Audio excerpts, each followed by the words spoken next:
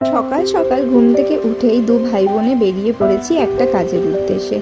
আগের দিন তো মেহেন্দি পরে ভীষণভাবেই সবাই ক্লান্ত হয়ে গেছিলো, কিন্তু কিছু করার নেই। সেদিনও ঘুমাতে ঘুমাতে বেশ অনেকটাই রাত হয়েছিল, প্রায় 2:45 নাগাদ আমাদের কাজ কমপ্লিট করে তারপর ঘুমাতে যেতে হয়েছে। এবং সেদিনও সকালবেলায় আমরা অনেকটাই তাড়াতাড়ি উঠে পড়েছিলাম, কারণ যেহেতু আর হাতে ওই দিনটাই পাবো, তার পরের দিনকেই অনুষ্ঠান। তো বাড়িতে কাজ মানে তো বুঝতেই পাচ্ছেন যে কতটা পরিমাণে চাপ থাকে। তো সেই অনুযায়ী আমরা সকাল 6টার সময় ঘুম থেকে উঠে বাকি যে বাইরের কাজগুলো আমাদের ছিল সেগুলো করতে চলে গেছিলাম। আর এদিকে তো এসে গেছে প্যান্ডেল হবে বলে, তার জন্য বাঁশ এসে গেছে। তো ওদের আসার কথা ছিল সকাল 7টা, কিন্তু ওরা সেই টাইমে আসেনি, শুধু জিনিসগুলোকেই পাঠিয়েছিল। আর এদিকে বাবা সমস্ত বাজার দোকান এগুলো করছে, কারণ তার পরের দিন একদম সকাল থেকেই আর কি সবাই চলে আসবে। তো সকালের খাওয়া দাওয়া, রাতের খাওয়া দাওয়া সবই আছে। আর ভাইও সেই অনুযায়ী বাবার হাতে হাতে সমস্ত কাজ করছে। এরপর ওরা দুজনে বেরোলো হচ্ছে কোল্ড ড্রিঙ্কস আনতে, কারণ কি এগুলো আগে থাকতে না নিয়ে রাখলে ভীষণভাবেই প্রবলেম, সেই দিনকে কে যাবে না যাবে সেই জন্য। তো আমাদের যেহেতু বাড়ির মধ্যে কাজটা হচ্ছিল, সত্যি বলতে সবাই এত পরিমাণ ক্লান্ত হয়ে যাচ্ছিল আর বলার মতন সেটা নয়। তো এদিকে কোল্ড ড্রিঙ্কস এসে গেছে, ভাই সেগুলোকে নিয়ে নিয়ে রাখছে। তো সেদিন সত্যি কথা বলতে ভাইয়েরও খাটুনিটা অনেকটাই বেশি হয়ে গিয়েছিল। আর আমি এদিকে ঘরের যা গোছানোর সেই কাজগুলো আমি করছিলাম। আমারও আরও বাকি আদার্স কাজ ছিল, সবসময় ওর জন্য ক্লিপ অনেক নিতে পারিনি মাঝখানের, কিন্তু যতটা সম্ভব হয়েছে, যতটা টাইম পেয়েছি। সত্যি কথা বলতে ইচ্ছা ছিল আমার একটু পার্লার যাবার, কিন্তু আর সেসব হলো কোথায়। বাড়ির কাজ করতে করতেই আমার আর কি সময় চলে গেছে, এরকম একটা ব্যাপার। আর এদিকে এসে গেছে শুভদীপ এসে এখানে আমাদের সাথে বিভিন্ন ধরনের কথাবার্তা বলছে, আর যেরকম ও ইয়ার্কি মারে সেই সব নিয়েই আর কি কথা বলছে। তো কখন কি হবে না হবে, আর ওকে বলা হচ্ছিল এটা করতে হবে ওটা করতে হবে, আর ও বকিয়ে যাচ্ছে। তারপর এই যে এখানেও তাই, ওর মতন আর কি এই করছে ওই করছে এরকম ব্যাপার। এদিকে তো ঘরে সমস্ত জিনিসপত্র এদিক ওদিক সরানো হচ্ছে, আর হচ্ছে বাবা, শুভদীপ, মা এগুলোই করছিল।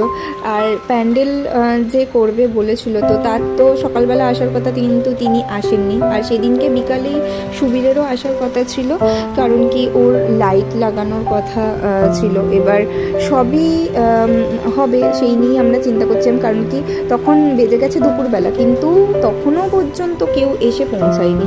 তো প্যান্ডেলওয়ালা এলো হচ্ছে 3:30, আর এদিকে সুবীরের আসার কথা 4টে। এবার একই টাইমে সব দুটো হয়ে গেলে ভীষণভাবেই প্রবলেম। তো সেই জন্যই আর কি চিন্তা ভাবনা করছিলাম এবং ওদেরকে তাড়া বাঁধছিলাম। আর উপরে যেহেতু আমাদের অনেক গাছ আছে, সেজন্য বাবা বলেছিল যে তুমি এখানেই বসে থাকবে, একটু দেখবে, কেউ না কেউ ছাদের মধ্যে থাকবে, কারণ কি নাহলে যদি নষ্ট হয়ে যায়, ওরা কিছু ডালপালা ভাঙে বা কিছু, তো সেই সবই দেখা, লক্ষ্য নজর দেওয়ার জন্য বলেছিল। তো মা ওখানেই বসেছিল, আর এদিকে ভাই স্টার্ট করে দিয়েছে লাইট লাগানো। তো ভাই বললো যে বসে থেকে লাভ নেই, নিচের যে গলির লাইটটা হবে, আমাদের এখানে একটা চওড়া গলি, পুরোই দেখতেই পাচ্ছ তোমরা, তো এই গলিতে পুরো লাইট লাগানো হবে। তো ওর এটাই ইচ্ছা, সম্পূর্ণ চিন্তাভাবনা ওর, মানে আমার এসব নিয়ে কোনো চিন্তাভাবনাই ছিল না। ওই আমাকে এই করো ওই করো সেই করো বলে বলে আর কি করিয়েছে। তার সাথে সুবীরও ছিল, ওরা দুজনেই যা প্ল্যান করেছে, ওরা দুজন মিলে এসব আইডিয়া। তো তখনও সুবীর এসে পৌঁছায়নি, ভাই করছিল। আর তারপর মামা এলো, মামা এসেও হাত লাগালো। এবার যতক্ষণ না প্যান্ডেল কমপ্লিট হচ্ছে ততক্ষণ তো সুবীরও ওর কাজগুলো ধরতে পারবে না। তো আমি ওই জন্য আর ওকে কিছু বলিনি যে তাড়াতাড়ি আয় বা কিছু। আমি ভাবছিলাম মনে মনে যে একটু দেরি করে আসলেই হয়তো ভালোই হবে, কারণ কি ওদের প্যান্ডেল হতে এখন অনেকটাই সময় লাগবে। আর এদিকে মামা আর কি ভাইকে একটু হেল্প করে দিয়েছে, কারণ কি ভাই একা সবটা পাচ্ছে না, ও ফার্স্ট টাইম এরকম আর কি করছে।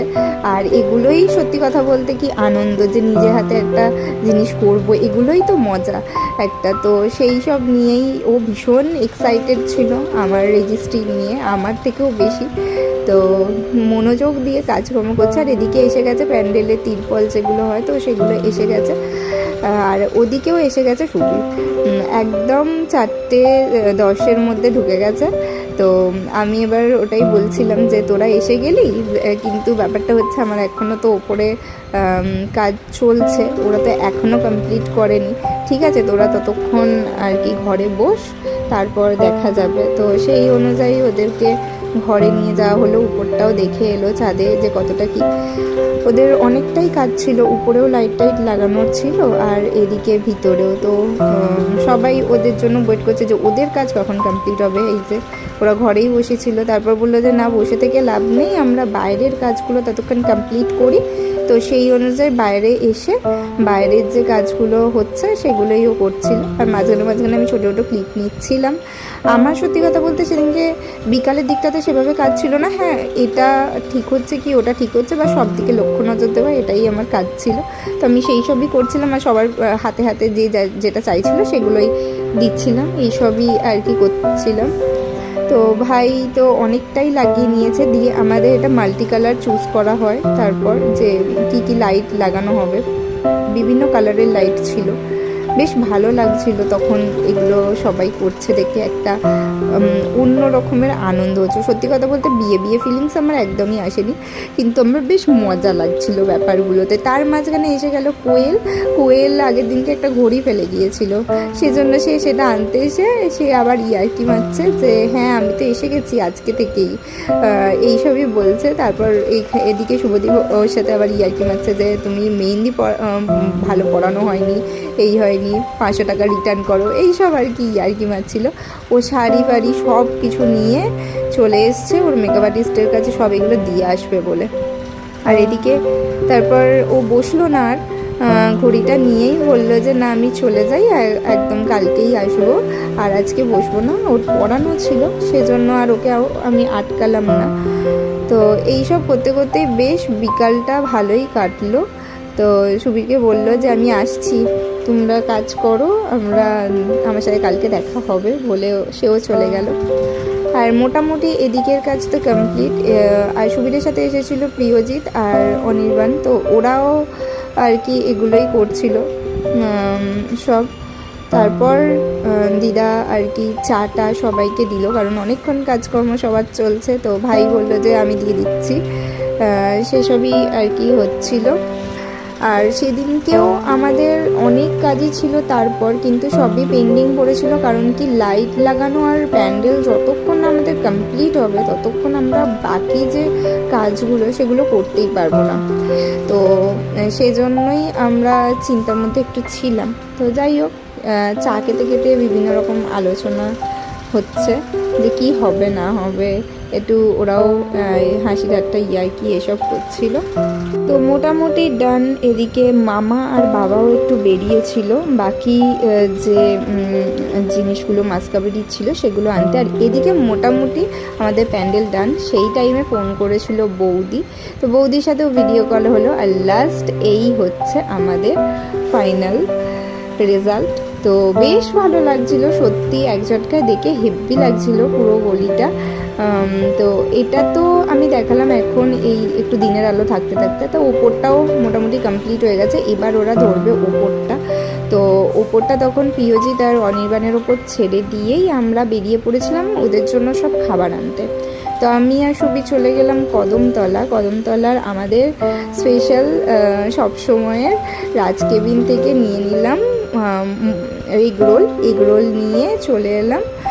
দিয়ে এসে ওদেরকে বললাম পরে কাজ করবি, আগে খেয়ে নে তোরা। দিয়ে আমরা আগে খেতে বসে গেছি। দিয়ে খাওয়া দাওয়া করে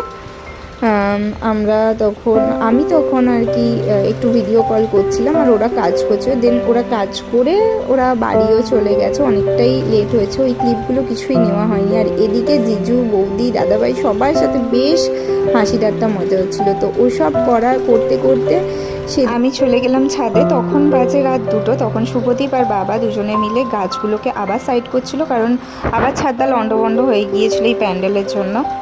কারণ কি প্যান্ডেলের আইডিয়াটা একদম লাস্ট মুমেন্ট আমাদের হয়েছে, সেজন্য একটু লেট হয়ে গেছে বলেই এই সমস্ত প্রবলেমগুলো। তো যাই হোক, তারপর বাইরেটা দেখছিলাম, ভীষণ সুন্দর লাগছিল। আবারও পরের দিনকে সকাল সকাল উঠতে হবে, তো বাইরে গিয়ে এই ভিডিওটা নিয়ে নিলাম। তখন রাত 2:30 বেজে গেছে, আমি বাইরে ঘুরছিলাম কারণ সবাই জেগেছিল।